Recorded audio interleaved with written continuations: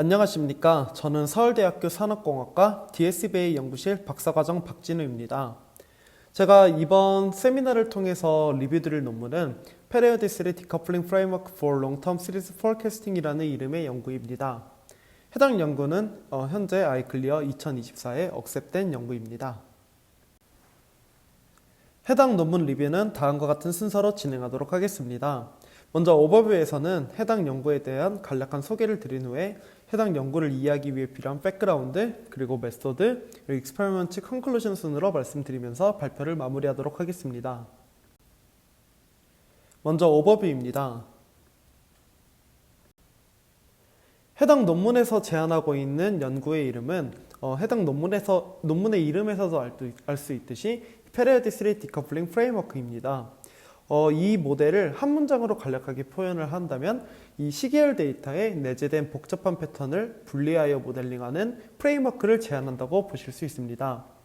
이때 이 시계열 데이터에 내재된 복잡한 패턴이란 이 롱텀 시리즈를 의미하는 패턴과 숏텀 베리에이션을 나타내는 패턴을 서로 분리하여 이 둘을 각각의 특성에 맞게끔 모델링하고자 하는 것이 제안하는 연구에서의 주요 골자라고 보실 수 있겠습니다. 다음으로는 제안 연구를 이해하기 위해 필요한 백그라운드에 대해서 설명드리도록 하겠습니다. 먼저 해당 연구에서 다루고자 하는 이 시계열 데이터의 특성을 알기 위해서는 기본적으로 이 시계열 데이터가 어떻게 구성되는 데이터인지 그 특성에 대해서 간략하게 설명을 먼저 드려보도록 하겠습니다. 먼저 이 시계열 데이터는 저희가 이제 다양한 형태의 시계열 데이터가 있겠지만 이 정상적인 시계열 데이터를 가정했을 때 이러한 시계열 데이터는 오토 리그레시브하게 수집이 되었다는 특성이 있습니다. 이는 이제 시계열 데이터가 이제 시간 순서에 따라서 이제 연속적으로 수집된 데이터이기 때문에 저희가 어떠한 t 시점에서 이 데이터를 분석하고자 한다면 이 t 시점의 데이터는 이 이전 시점, 그러니까 t-1, t-2부터 시작해서 이제 t-n까지 좀 미미한 영역일 수 있겠지만 이 모든 시점의 값들과 이제 연관성을 가진다는 게 이 오토 리그레시브라는 특성이라고 이해를 해주시면 될 것 같습니다. 다음으로 시계열 데이터는 이 시간의 흐름에 따라서 이제 모든 변수마다 이제 하나의 스칼라 값으로 저장이 된 데이터이기 때문에 분석을 진행함에 있어서 저희가 포인트 와이즈하게 분석을 진행한다면 이 충분한 시멘틱한 인포메이션을 제공할 수 없다고 보실 수 있겠습니다.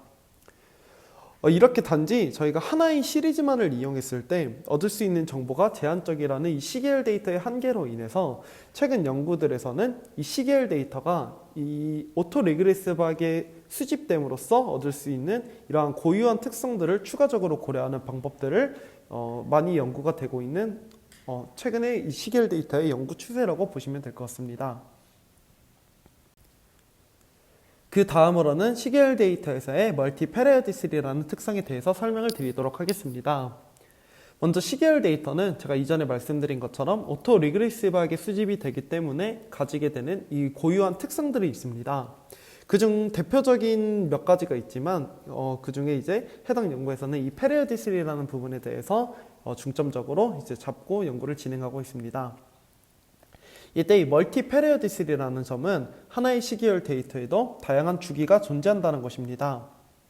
예를 들면 기온은 이제 오후에는 이제 통상적으로 따뜻한 기온을 가지고 저녁에는 이제 날씨가 추워지게 되는데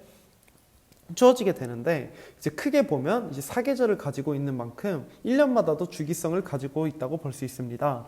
즉 이제 기온은 하루마다도 주기성을 가지게 되고 크게 보면 1년마다도 주기성을 가지고 있습니다. 이러한 각 주기 내의 시점들은 해당 시점에 인접한 지역의 시간적 변동에도 영향을 받지만 주변 주기 내의 변동에도 크게 영향을 받고 있습니다. 이러한 멀티 페리오디시티들은 서로 겹쳐지고 상호작용하면서 시계열 모델링을 복잡하게 하기 때문에 저희가 시계열 연구를 함에 있어서 꼭 다루어야 하는 부분이라고 말씀을 드릴 수 있을 것 같습니다. 또한 이제 현실 세계에 제가 이제 앞서 드린 예시처럼 기온과 같이 현실 세계의 많은 시계열 데이터들은 이러한 멀티 페리오디시티를 가지고 있기 때문에 이를 고려하는 것은 매우 중요하다고 보실 수 있겠습니다. 그럼 다음으로는 이러한 멀티 페리오디시티라는 특성을 좀 더 세분화해서 말씀드려 보도록 하겠습니다. 먼저 이 해당 내용은 제안하는 연구가 아닌 이 제안 연구의 모티브가 되었던 이 타임스넷이라는 연구에서 이런 멀티페리오디시티를 정의하면서 이 멀티페리오디시티를 모델링하기 위한 어떤 일을 이제 세분화한 내용이라고 이제 이해를 해주시면 될 것 같습니다. 먼저 이 타임스넷이라는 연구에서는 이 멀티페리오디시티를 인트라피리오드 베리에이션 그리고 인터피리오드 베리에이션으로 구분을 해주고 있습니다. 이때 인트라피리오드 베리에이션이란 하나의 주기 내에서 발생하는 변동으로서 이 숄트텀 템포럴 패턴을 반영하는 베리에이션이라고 이해를 해주시면 될 것 같습니다. 이는 일반적으로 저희가 어떤 주기를 고려하지 않고 원 디멘셔널 시계열 데이터를 입력으로 하여 모델링을 진행할 때 고려하게 되는 그러한 일반적인 변동이라고 이해를 해주시면 될 것 같습니다. 결론적으로 이것은 같은 주기 내에서 발생함으로써 같은 주기 내 타임 포인트들 간의 베리에이션을 의미합니다. 다음으로 인터피리오드 베리에이션이란 연속적인 서로 다른 주기에서 발생하는 변동으로 롱텀 템포럴 패턴을 반영하는 베리에이션을 의미합니다. 이는 이제 서로 다른 주기에 존재하지만 같은 위상을 가지는 타임 포인트들 간의 베리에이션을 의미한다고 이해를 해주시면 될 것 같습니다. 이 해당 예시를 보시면 여기 제가 이 피리어드 2를 기준으로 이 데이터들을 다음과 같이 이제 분할을 해 보았습니다. 이때 이 노란색, 그리고 이제 붉은색, 파란색, 초록색 박스 내에 있는 데이터들을 의미하는 것은 바로 이제 인트라피리오드 베리에이션을 의미하는 것입니다.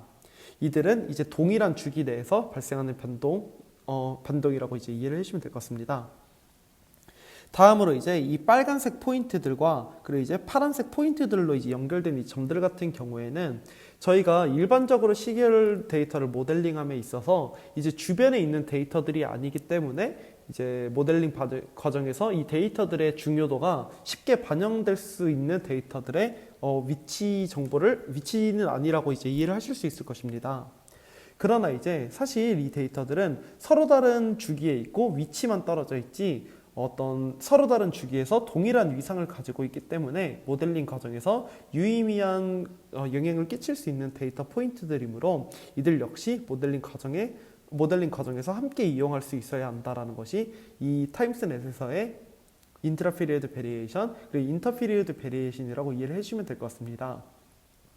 결론적으로 이 타임스넷에서는 이 원 디멘셔널 형태의 데이터를 다음과 같이 이 2D 형태로 데이터를 분리를 함으로써 이 하나의 축에서는 이 한 동일한 주기 내의 데이터들을 다루고 있고 이 하나의 축에서는 이 동일한 위상 내의 데이터들을 다루고자 하는 것입니다. 그래서 이 타임스넷이라는 연구에서는 이전에 말씀드린 이 멀티페리오디시티라는 특성을 바탕으로 이를 어떻게 시계열 데이터 모델링에 이용할 수 있는지에 대한 어떤 방법을 제시하고 있는 연구입니다. 이 타임스넷이라는 연구를 이제 설명드리기 위하여 먼저 이 타임스넷의 컨트리뷰션을 간략하게 설명을 드리면 이는 타임 시리즈 데이터의 특성인 멀티페리오디시티를 기반으로 불규칙적인 템포럴 베리에이션을 인트라피리오드 그리고 인터피리오드 베리에이션 관점에서 접근하여 분석하고 있습니다. 또한 인터피리오드 베리에이션을 하나의 2D 텐서 형태로 구성함으로써 이 두 가지 베리에이션을 함께 고려하여 레프레젠테이션을 추출하고 이렇게 추출된 레프레젠테이션을 바탕으로 이제 다양한 태스크를 수행하는 그러한 연구라고 이해를 해주시면 될 것 같습니다. 그럼 저희가 지금까지 내용을 바탕으로 이 멀티피리오디시티라는 점을 시계열 데이터 모델링에 이제 사용을 하면 당연히 좋은 건 알겠는데 이를 어떻게 적용할 수 있을지에 대한 의문이 드실 것입니다. 이때 이 타임스넷이라는 연구에서는 이를 반영하고자 기존 원 디멘셔널 형태의 시계열 데이터를 이제 투 디멘셔널 형태로 변형해주고 있고 이때 이 변형해주는 과정에서 이 변형해주는 기준을 바로 시계열 데이터의 대표적인 특성인 이 주기를 바탕으로 데이터를 구분을 해주고 있습니다. 그렇다면 이 시계열 데이터에 내재된 주기를 구할 수 있어야 하는데 이 주기를 구하기 위해서 이 패스트 프리에 트랜스폼이라는 알고리즘을 이용해 주고 있습니다. 이 패스트 프리에 트랜스폼 알고리즘을 이제 간략하게 설명을 드리면 어떠한 타임 도메인의 데이터가 있을 때 이 타임 도메인의 데이터를 이 프리퀀시 도메인으로 이제 매핑을 시켜주는 알고리즘이라고 이해를 해주시면 되고 저희가 어떤 X축이 시간을 가지는 시계열 데이터가 있다면 이 시계열 데이터를 패스트 프레 트랜스폼 알고리즘을 통한다면 이 X축이 프리퀀시 값을 가지고 Y축이 앰플리튜드 값을 가지는 그러한 프리퀀시 도메인의 값을 얻을 수 있게 됩니다. 이때 이 과정에서 이제 주기를 구하는 방법을 상세하게 설명을 드리면, 먼저 입력 시계열 데이터가 들어오면 이 입력 시계열 데이터에 이 패스트 프레 트랜스폼 알고리즘을 적용함으로써 저희는 입력 데이터에 대한 앰플리튜드와 그리고 프리퀀시 값을 도출해 주게 됩니다. 이때 이 모든 프리퀀시 값을 이제 사용한다면 어떤 노이즈가 발생할 여지도 이제 많으므로 이 프리퀀시 중에서 앰플리튜드 값이 가장 높은 탑 K개의 프리퀀시만을 선정해 주게 됩니다. 이렇게 탑 K개만을 선정하는 이유는 방금 말씀드린 것처럼 어떤 노이즈가 발생할 수도 있고, 이 입력 시계열 데이터에 대해서 가장 유의미한 이 프리퀀시만을 선정하는 것이라고도 이해를 해주실 수 있을 것입니다. 이렇게 선택된 탑 K개의 이제 프리퀀시가 있다면 이 각 프리퀀시 값에 상응하는 피리어드를 구하실 수 있습니다. 그 다음으로는 2D 리세이프 과정을 거치게 됩니다.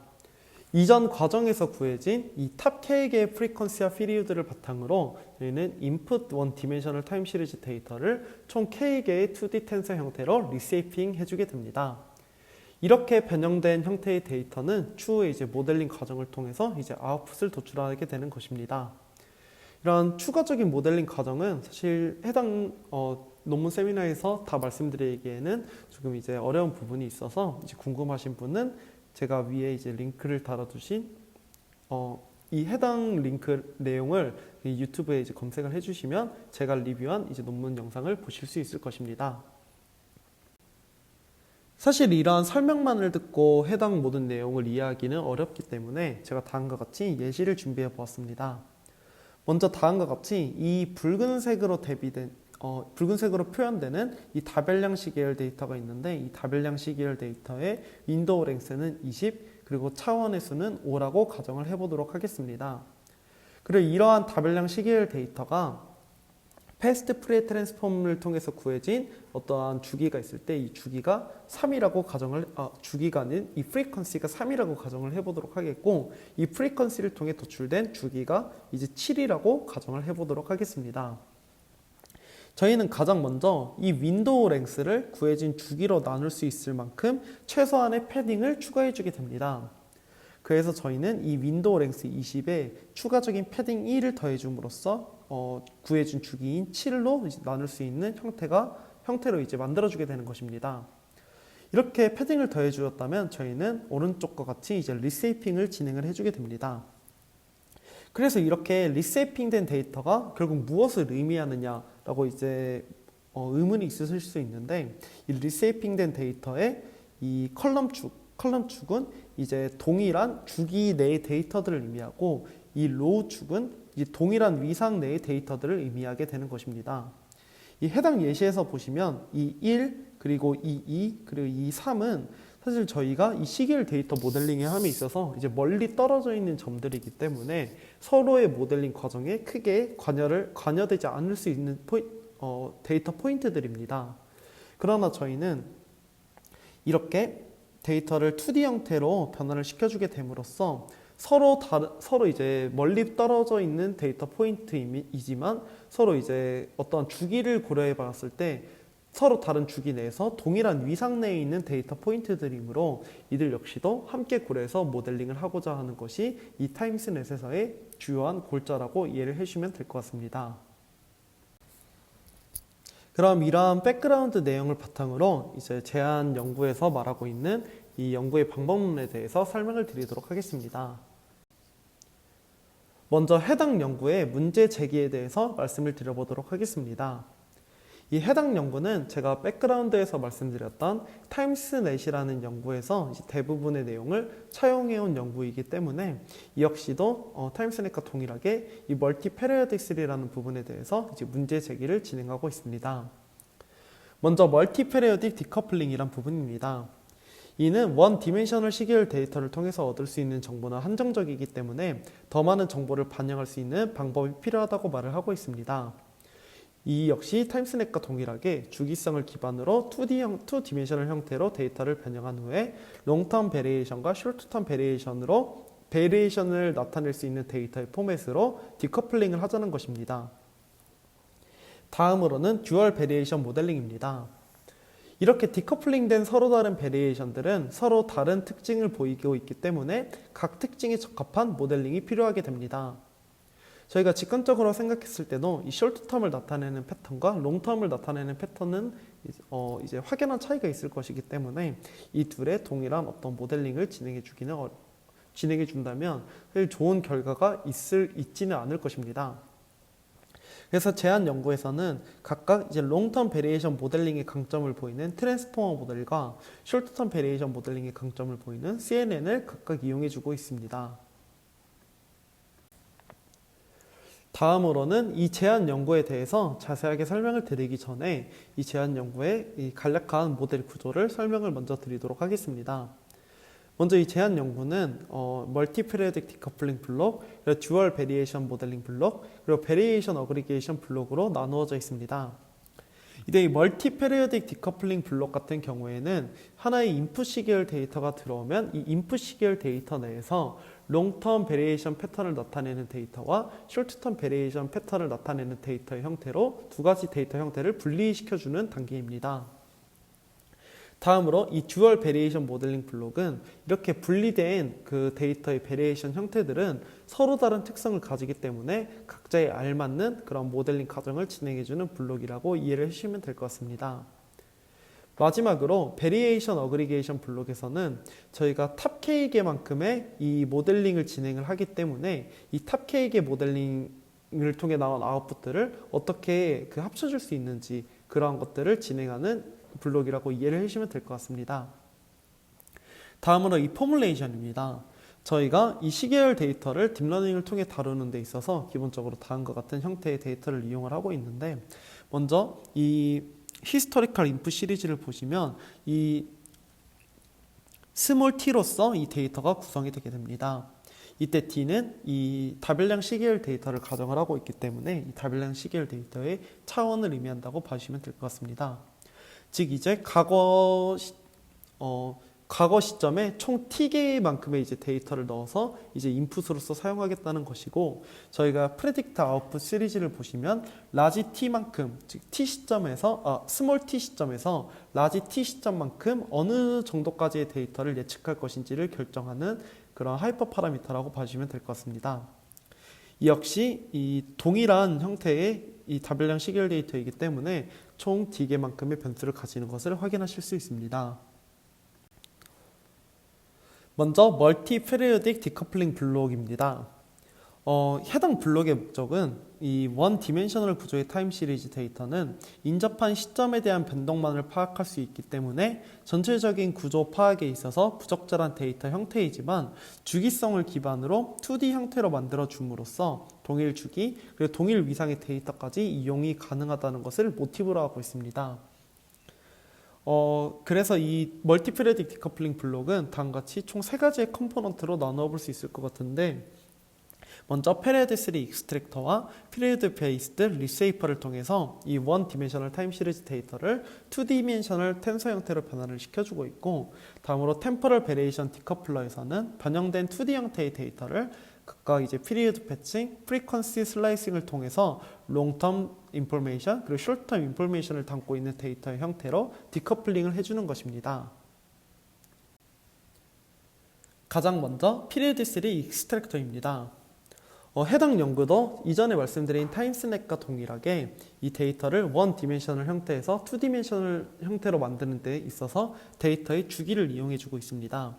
이에 패스트 프레이 트랜스폼을 통해서 먼저 그 해당 데이터에 가장 적합한 주기를 구해주게 됩니다. 이러한 과정을 조금 더 상세하게 설명을 드리면, 어떤 인풋 시퀀스 XI가 들어왔을 때 이 인풋 시퀀스 XI에 대한 가장 적합한 프리퀀시를 찾기 위해서 먼저 패스트 프레이 트랜스폼을 적용해 주게 됩니다. 이를 통해서 저희는 타임 도메인의 데이터 XI를 이 프리퀀시 도메인으로 매핑을 시켜줄 수 있습니다. 이렇게 매핑된 이 프리퀀시 도메인에서는 각 프리퀀시 F에 해당하는 앰플리튜드 값이 이제 매핑이 되어 매칭이 되어 있는데 이 각 프리퀀시에 해당하는 앰플리튜드 값만을 가져오게 됩니다. 이후 저희는 다별량 시계열 데이터를 이용해 주고 있기 때문에 이 모든 변수에서의 앰플리튜드 값이 다를 수 있기 때문에 이 채널 와이스로 에버리징을 진행을 해주게 됩니다. 다음으로는 주기를 계산하는 과정에 있어서 어떠한 프리퀀시를 기반으로 주기를 계산할 것인지를 정하는 이 K-Frequency Select 과정입니다. 기존 타임스넷 연구에서는 하이 앰플리튜드를 바탕으로 탑 K개의 프리퀀시를 선택해주고 있으나 이 제한 연구에서는 롱텀 그리고 숏텀 릴레이션을 더 잘 구분하게 하는 프리퀀시를 선택할 수 있어야 한다고 말을 해주고 있습니다. 이에 제한 연구는 다음과 같은 이제 수식을 바탕으로 이 프리퀀시를 선정해주고 있습니다. 이때 이 해당 수식을 자세하게 보시면 이제 다음과 같이 설명을 드릴 수 있는데, 먼저 이 라지 FU 같은 경우에는 결국 앰플리튜드 A에서 상위 M개의 이 앰플리튜드의 인덱스를 의미합니다. 다음으로 라지 FK1 같은 경우에는 앰플리튜드 A에서 상위 K1개 앰플리튜드의 인덱스를 의미하는데, 이때 해당 연구에서는 이 U는 K1보다 크거나 같다고 조건을 제시해주고 있습니다. 마지막으로 이 탑 K2 그리고 FU, FK1 같은 경우에는 이 FU에는 포함이 되고 있으나 FK1에는 포함이 되지 않는 값 중 상위 K2개 앰플리튜드의 인덱스를 의미하는 것이라고 해당 수식을 이해하실 수 있을 것입니다. 그러나 이 모든 수식을 다시 한번 이제 살펴보시면 결론적으로 상위 K1 플러스 K2개 앰플리튜드의 인덱스를 가져오는 것과 이제 동일한 수식임을 이제 확인을 하실 수 있습니다. 그러나 이제 해당 연구에서 이러한 내용에 대해서는 이제 별다른 어떤 설명이 없었다고 이해를 해주시면 될 것 같습니다. 이에 대해서 조금만 제 개인적인 생각을 덧붙이자면 이 K1 같은 경우에는 이제 어떠한 경우에서도 꼭 포함해야 하는 그러한 이제 프리퀀시들을 나타내는 값을 이 K1으로서 이제 설정을 할 수 있고, 다음으로는 좀 이제 변동성을 가지지만 어떻게 이제 좀 고려를 할 수 있는 숄트텀 베리에이션을 위해서 고려를 할 수 있는 그러한 값들을 K2로서 선정하는 것이라고도 이제 어떻게 보면 이해를 하실 수는 있겠지만, 결론적으로 K1 플러스 K2개의 앰플리튜드의 인덱스를 가져오는 것과 동일하다고 말씀을 드릴 수 있을 것입니다. 또한 이제 안타깝게도 이 U나 K1, K2 선정 방법에 대해서 어떠한 그 하이퍼 파라미터 관련한 내용이 없었기 때문에 이에 대해서도 제가 말씀드리기는 어려울 것 같습니다. 다음으로는 피리어드 베이스 리쉐이퍼입니다. 이전 피리어드 3 익스트랙터의 결과를 통해서 구해진 이 프리퀀시와 이 프리퀀시들을 바탕으로 구해진 이 피리어드, 이때 이 피리어드는 이 프리퀀시와 그리고 인풋 윈도우 사이즈의 셀 펑션을 취해줌으로써 이제 구해줄 수 있는데, 이러한 피리어드들을 바탕으로 원 디멘셔널 인풋 타임 시리즈 데이터를 K개의 2D 텐서로 변환해주게 됩니다. 이때 이 데이터의 형태는 제가 이전 백그라운드에서 한번 자세하게 예시를 들어서 설명을 해드렸었는데, 이때 다시 한번 이제 예시를 들어서 설명을 드리자면, 이제 인풋 윈도우가 16이고 이 인풋 윈도우 16의 데이터가 이 피리어드 3 익스트랙터를 통해서 구해져 나온 이 피리어드가 5라고 가정을 해보았을 때, 저희는 이를 나눌 수 있는 최소한의 목만큼 4의 패딩을 더해주고 이를 다음과 같은 2D 형태의 데이터로 이제 나누어주게 되는 것입니다. 그래서 이러한 2D 형태의 데이터가 무엇을 의미하는지 다시 한번 설명을 드리면, 이 동일한 로우 내에 있는 데이터들은 동일 주기 내에 위치하는 데이터들이고, 이 동일한 컬럼 내에 있는 데이터들은 서로 다른 주기에 위치하지만 동일한 이제 위상을 가지는 데이터들이라고 이해를 해주시면 될 것 같습니다. 다음으로는 템포럴 베리에이션 디커플러입니다. 이 해당 디커플러의 목적은 이 이전 과정을 통해서 2D 형태로 구성된 데이터를 이 롱텀 베리에이션을 가지는 데이터의 형태, 그리고 숏텀 베리에이션의 정보를 가지는 데이터의 형태로 구분하고자 하기 위함입니다. 가장 먼저 이 피리어드 패칭을 통해서 저희는 롱텀 베리에이션을 가지는 그 데이터 형태로 분리를 할 수 있는데, 이는 이 롱텀 베리에이션을 가지는 주기 정보를 통합하기 위해서 주기 간 패칭을 진행해주는 방법입니다. 이때 패치 사이즈는 프리퀀시 사이즈와 동일하게 설정을 하면서 총 이제 가지고 있는 피리어드의 가장 큰 크기만큼의 이 패치들이 이제 생성이 되게 되고, 이를 이제 스트라이드로 나눈 만큼의 컴퓨테이셔널 코스트가 발생을 하게 됩니다. 그래서 저희가 이러한 형태의 2D 형태의 데이터가 있다면 이를 이제 세로 축으로 하나씩 패칭을 진행해 주게 되는 것입니다. 즉 이제 타임스넷의 표현을 빌리자면 동일한 위상 내의 데이터들끼리만 패칭을 진행해 주는 것입니다. 그래서 이 생성되는 이제 개수는 총 이제 이 구해진 필리드의 개수만큼 이 패치가 생기기 때문에 이러한 만큼 컴퓨테이셔널 코스트가 발생한다고 이해를 해주시면 될 것 같습니다. 다음으로는 short-term variation을 반영할 수 있는 정보를 얻고자 frequency slicing을 진행해 주게 됩니다. 이는 이제 각 피리어드 내의 값을 분리해 주는 과정으로서 결론적으로 이 하나의 2D, 저희가 이전 과정을 통해서 구한 이 2D 형태의 데이터가 있을 때 이 동일한 주기 내의 데이터들을 따로따로 이용을 해주자는 것입니다. 이렇게 롱텀 베리에이션과 그리고 숏텀 베리에이션을 나타내는 정보로서 이 데이터를 분리할 수 있게 되었습니다. 다음으로는 이 듀얼 베리에이션 모델링 블록을 거치게 되는데, 이 롱텀 베리에이션과 숏텀 베리에이션은 서로 다른 성격을 가진 형태의 데이터 포맷이기 때문에 각 형태에 알맞는 모델링을 병렬적으로 진행을 해 주어야 합니다. 이에 이 듀얼 베리에이션 모델링 블록에서는 이에 각각 서로 다른 모델링을 진행해 주고 있고, 이때 이 전통적으로 롱텀 타임 시리즈 모델링에 좋은 모습을 보이던 트랜스포머와 숏텀 모델링에 적합한 모습을 보이는 1D 컨볼루션을 이용해 주고 있습니다. 가장 먼저 롱텀 베리에이션 익스트랙터입니다. 이는 롱텀 베리에이션을 모델링하기 위한 모듈로서 가장 먼저 인풋 패치들이 들어온다면 이 패치들에 대하여 이 고차원의 레이턴트 스페이스에서 데이터를 다루기 위해 먼저 리니어 레이어를 통한 임베딩을 진행을 해주게 됩니다. 이렇게 레이턴트 스페이스로 임베딩된 이 롱텀 인포메이션들을 트랜스포머의 인코더를 통해서 이제 레프레젠테이션을 도출하는 과정으로 이 익스트랙터는 진행이 되게 됩니다. 이때 트랜스포머 인코더를 통해서 나온 모든 레프레젠테이션들은 모든 패치들의 레프레젠테이션을 담고 있는 데이터이기 때문에 이를 모두 하나로 플래튼한 후에 리니어 레이어를 통해서 윈도우 사이즈 크기로 재구축함으로써 롱텀 인포메이션을 포함하는 레프레젠테이션을 도출을 해주게 됩니다. 이때 플래튼했을 때 이 플래튼한 어떤 벡터의 사이즈는 임베딩 스페이스 디멘션 바이 해당 구해진 이 주기만큼 이제 데이터를 저희는 리니어 레이어를 통해서 원래 인풋 시계열 크기만큼인 이 t까지 이제 리컨스트럭션을 시켜주게 되는 것입니다. 다음으로는 short-term variation extractor입니다. 이는 이제 short-term variation을 모델링하기 위한 모듈로서 short-term information을 나타내는 입력을 one-dimensional convolution으로 구성된 컨볼루션 블록에 넣어 병렬적으로 이제 수행을 해주게 되는 것입니다. 이때 이 커널 사이즈는 필리드에 따라 조정이 되며 전체 크기가 달라지지 않도록 스트라이드를 조정함으로써 구성이 되게 됩니다.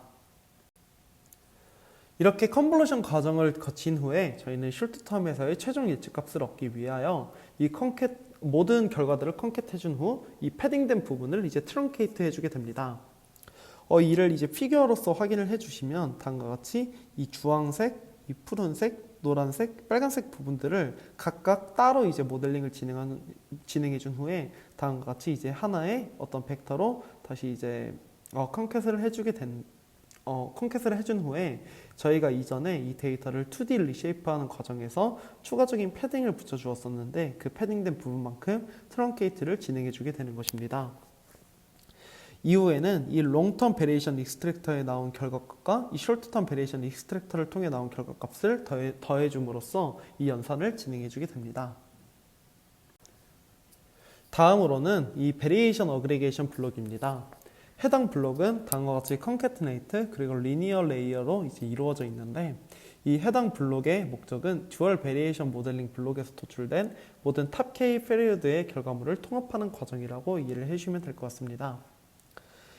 이때 컨캣을 한다면 저희는 이 구해진 피리드 수 i와 윈도우 랭스 t가 곱해진 값이 도출이 되게 되는데, 이를 이제 리니어 레이어를 통해서 최종적인 저희가 예측을 진행하고자 하는 그 값, 이제 프레딕션 랭스인 라지 t만큼 데이터로 이 프로젝션을 진행을 해주게 되는 것입니다. 다음으로는 해당 연구의 실험에 대해서 설명을 드리도록 하겠습니다. 먼저 제한 연구의 실험 세팅은 다음과 같습니다. 데이터셋으로는 시계열 예측 분야에서 자주 이용하고 있는 7가지의 시계열 데이터 벤치마크 데이터셋들을 이용을 해주고 있고, 매트릭으로는 MSE와 MAE를 이용해주고 있습니다.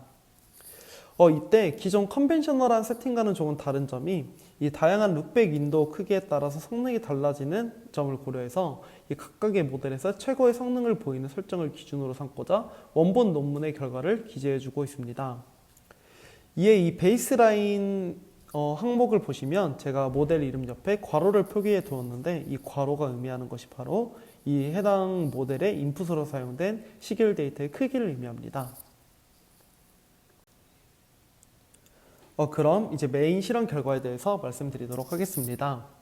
인풋 윈도우 랭스를 720으로 하는 제한 모델을 기준으로 하였을 때 이는 다른 모델들에 비하여 평균적으로 13.74%의 성능 향상을 보이고 있습니다.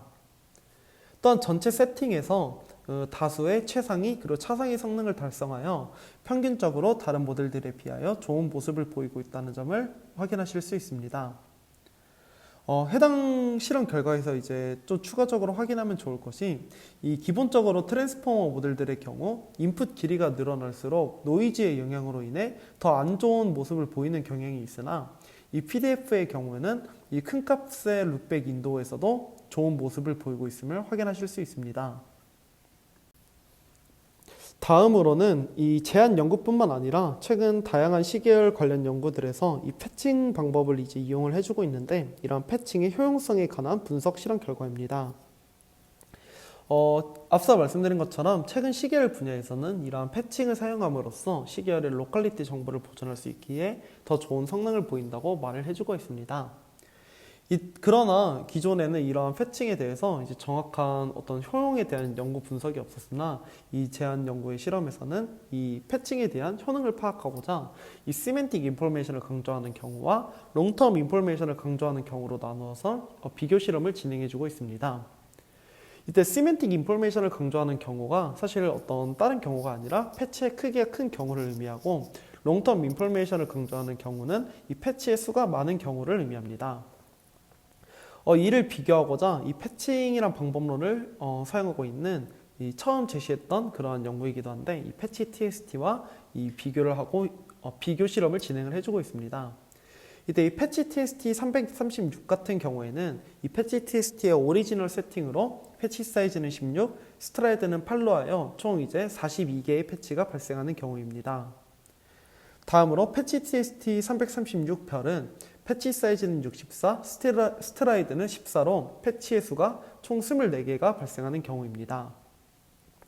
마지막으로 제한 연구인 PDF 336 같은 경우에는 이 구해진 피리드의 랭스에 따라서 패치의 수가 결정이 되기 때문에 피리드 랭스가 24인 경우를 가정하여 패치의 수가 24개 발생하는 경우를 의미합니다. 사실 이 실험 결과만 보시면 이 PDF 336이 이제 좋은 성능을 보였다는 것을 알 수 있고, 또한 추가적으로 해당 내용을 통해서 저희가 얻어갈 수 있는 부분은 이 패치 TST 336 별은 각 패치의 크기가 이제 더 길기 때문에 이론적으로 저희가 더 나은 예측 성능을 기대할 수 있지만, 실제로는 패치 TST 오리지널 세팅인 이 패치 TST 336보다 더 낮은 성능을 보이는 것을 확인하실 수 있습니다. 즉 이러한 실험 결과를 통해 저희는 단순한 패치에 대해서 어떤 시메틱 인포메이션을 확장하는 것만으로는 모델 개선에 있어 충분하지 않음을 확인하실 수 있고, 또한 이제 정말 정확한 정보가 반영이 되어야지 모델의 성능이 올라갈 수 있다는 것을 확인하실 수 있습니다. 다음으로는 효율성 분석에 관한 실험 결과입니다. 피리드 패칭의 계산 효율성을 평가하기 위하여 패치 베이스드 모델 2개와 다양한 룩백 윈도우 프레딕션 랭스에서의 멀티플리 어큐뮬레이트 오퍼레이션을 비교해주고 있는 실험 정표입니다. 평균적으로 PDF의 맥스가 패치 TST와 비교할 경우에는 34.64%, 크로스포머와 비교할 경우에는 74.38%의 감소를 보이고 있습니다. 또한 룩백 윈도우나 이 프레딕션 랭스를 고정하고 이제 확인을 할 경우 PDF의 맥스 증가율보다 패치 TXT나 크로스 포머의 증가폭이 훨씬 크기 때문에 인풋 크기에 따른 PDF의 효율성을 입증해주고 있는 그러한 실험 결과라고 확인해 주시면 될 것 같습니다. 다음으로는 이 듀얼 베리에이션 모델링 블록에서 숄트텀 베리에이션 모델링을 위한 컨볼루션 블록에 대한 어블레이션 스터디입니다. 해당 실험 장표에서는 숄트텀 베리에이션 모델링을 위한 컨볼루션의 효과를 파악하기 위해 세 가지의 컨볼루션 케이스를 비교해 주고 있습니다. 먼저 패러럴 컨볼루션은 이 병렬적으로 컨볼루션 블록을 사용하는 경우로 인셉션 넷과 같은 경우를 생각해 주시면 될 것 같습니다. 다음으로 시퀀셜 컨볼루션 같은 경우에는 순차적으로 컨볼루션 블록을 사용하는 경우로 이제 깊게 컨볼루션 블록을 쌓았다고 이해를 해주면 될 것 같습니다. 마지막으로 위드아웃 컨볼루션은 컨볼루션 블록을 그냥 사용하지 않은 결과입니다. 실험 결과 이 패러럴 컨볼루션이 일관되게 좋은 성능을 보이는 것을 이제 확인하실 수 있는데, 이는 숄트텀 인포메이션을 보존하는 데 있어서 커널 크기에 따라 다양한 경우를 고려할 수 있기 때문에 발생한 실험 결과라고 보실 수 있겠습니다. 반면 시퀀셜 컨볼루션은 좋지 않은 성능을 보이고 있는데, 이는 단순히 깊은 네트워크를 바탕으로 학습한다면 다양한 형태의 베리에이션을 포착하지 못할 수 있기 때문이라고도 볼 수 있고, 네트워크의 길이가 깊어짐으로써 어느 정도 해당 패턴에 과적합되어 이 디스트리뷰션 시프트가 자주 발생하는 시계열 데이터에서 오히려 안 좋은 성능을 보일 수 있음을 시사하는 결과라고 보실 수 있겠습니다. 다음으로는 베리에이션 어그리게이션 블록에서의 어그리게이션 방법에 대한 어블레이션 스터디입니다. 해당 실험 장표에서는 이전 과정인 듀얼 베리에이션 모델링 블록을 통해 나오는 다양한 아웃풋들을 어그리게이션 할 수 있는 두 가지의 방법을 비교하고 있습니다. 먼저 컨캣과 이제 민을 통해서 실험을 진행을 하였는데, 이 컨캣 같은 경우에는 모든 아웃풋을 컨캣한 후에 단순한 리니어 프로젝션을 진행하는 방법이고, 민 같은 경우에는 모든 아웃풋의 평균을 계산해주는 방법입니다. 실험 결과 이제 대부분의 경우에서 컨캣 후에 이제 리니어 프로젝션을 진행한 결과가 이 민 오퍼레이션에 비해서 더 좋은 성능을 보인 것을 확인하실 수 있습니다.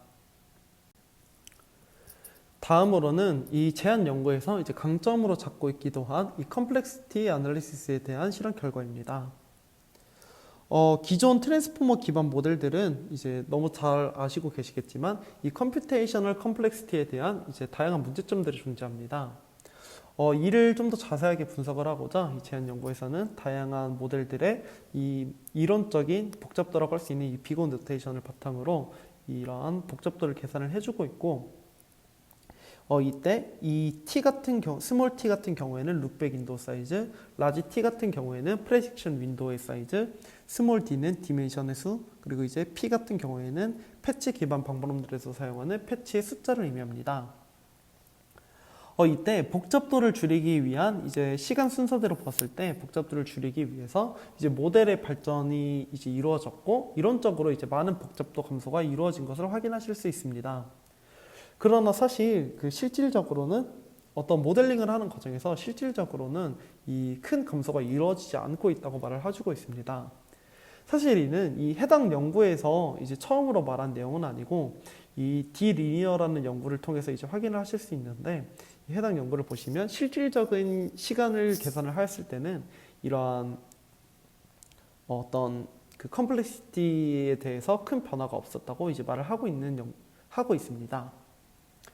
또한 이제 이때 이 패치 기반 방법론들을 보시면 이 패치 기반 방법론들은 이 쿼드라틱한 복잡도를 가지지만 실질적으로 윈도우 타임 포인트들 단위로 데이터를 다루지 않고 패치 단위로 데이터를 다루기 때문에 이 T가 크지 않는 일반 모델들보다는 훨씬 적은 복잡도를 가진다고 이제 말씀을 드릴 수 있을 것 같습니다. 그러나 이제 이 PDF 같은 경우에는 오직 이 Maximum Decoupled Periodic Length인 PI에만 이 컴퓨테이셔널 컴플렉시티가 관련이 있기 때문에 이러한 경우에서 이러한 요지로 봤을 때 이 PDF가 이 컴퓨테이셔널 코스트란 부분에서도 크게 장점을 가지는 모델이라고 이해를 해주실 수 있을 것 같습니다. 마지막으로 컨클루션 말씀드리면서 발표 마무리하도록 하겠습니다. 제안 연구에서는 시계열 데이터에 내재된 복잡한 패턴을 주기성을 기반으로 롱텀 그리고 숏텀 인포메이션을 가지는 형태로 분리하여 각 형태에 적합한 모델링을 진행하는 프레임워크를 제안해주고 있습니다. 이때 이를 나누는 이유를 좀 더 자세하게 설명을 드리면 기존에 주어지는 원 디멘셔널 시계열 데이터를 통해서 얻을 수 있는 정보는 한정적이기 때문에 더 많은 정보를 반영하고자 시계열에 내재된 특성인 주기를 이용하여 그 롱텀, 숏텀 베리에이션의 중점적인 인포메이션을 디커플링 해주고 있습니다. 이렇게 디커플링된 서로 다른 인포메이션들은 이 서로 다른 형태를 보이기 때문에 각각에 적합한 모델링을 적용시켜주게 됩니다. 이러한 제안 연구에 대해서 제 개인적인 의견을 바탕으로 간단하게 어떤 평가를 드리자면 이 플러스 포인트로는 이 시계열 데이터에 근본적으로 접근하여 시계열 데이터 2기에 이용할 수 있는 특성들을 잘 찾아내어 모델링에 반영했다는 생각이 들었습니다. 그러나 이제 단점도 많은 논문이었는데 이 내용들에 대한 설명이 불충분하고 의도가 이제 불확실하다고 느꼈습니다. 일단 이제 실험 세팅 같은 경우에도 일반적이지 않은 실험 세팅을 가지고 있었고 이제 많은 경우에서 모델 하이퍼 파라미터의 세팅이 불분명하다고 느꼈습니다. 그럼 이렇게 발표 마무리하도록 하겠습니다. 들어주셔서 감사드립니다.